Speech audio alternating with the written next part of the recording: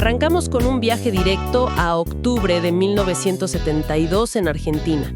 Plena crisis económica, inflación que, bueno, no daba respiro.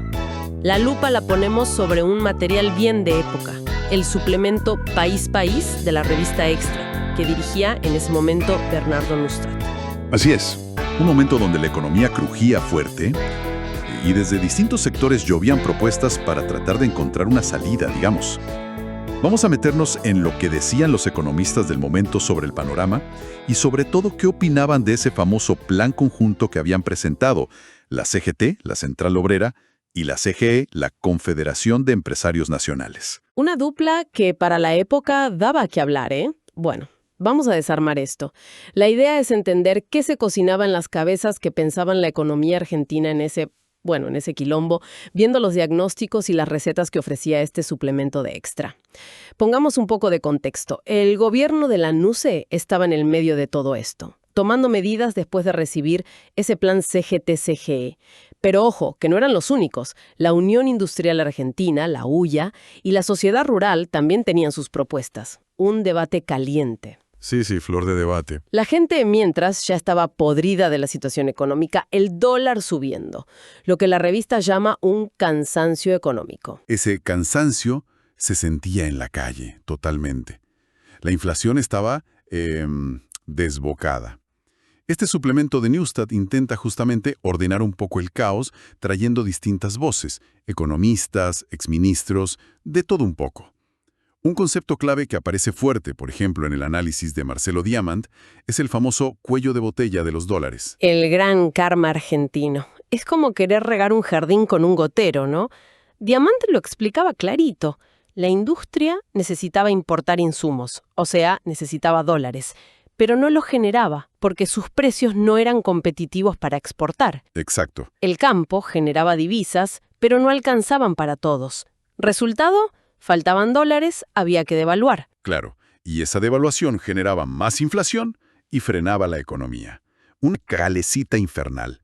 Él la llamaba inflación cambiaria. Inflación cambiaria, mira vos. Precisamente. Y esa inflación cambiaria, para Diamant, le comía el sueldo a la gente, el salario real.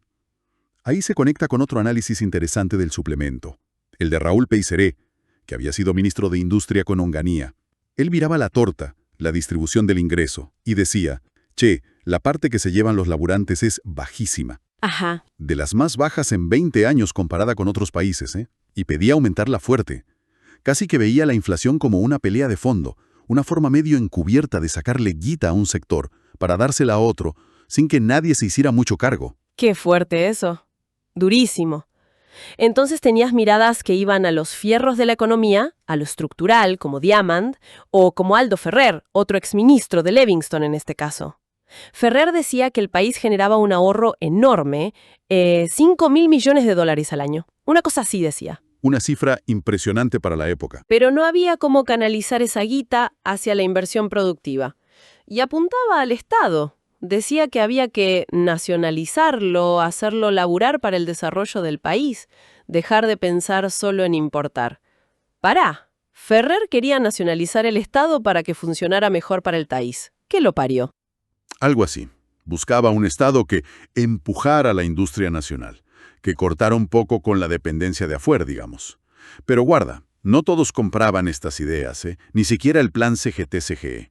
Nicolás Argentato, por ejemplo, decía, bien por la unidad obrero-empresaria, pero al plan lo liquidaba. Lo destrozaba. Sí, decía que iba a empeorar todo, a hacernos más dependientes. Lo loco de leer estas páginas es ver cómo, ante los mismos problemas, inflación, falta de dólares, crecimiento estancado, los diagnósticos y las soluciones eran totalmente distintos.